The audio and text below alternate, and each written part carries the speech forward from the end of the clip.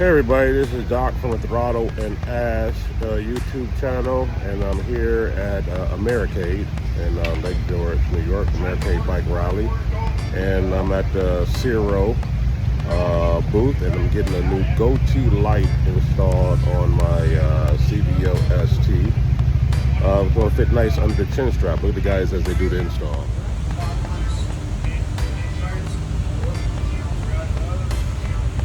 So they're over there doing the install. That's my CVO ST, and they're going to put a light right underneath the main front headlight. It's called a GOAT-E. I call it a chin light, but I think it's going to be nice, a little unique, give me more light, and be a little bit more distinctive than all the other lights. All right, so keep you updated. I'll show you after look. Hey, look at the light that they are installing at Ciro. They are doing an excellent job here. I mean, they got the handy ramps.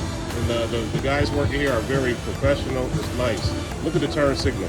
How many aluminums is that? Like 700? Probably around about 700. What? Look at this Ciro light. That is awesome. That's beautiful. Oh, that's beautiful, man. What's your name? Dalton.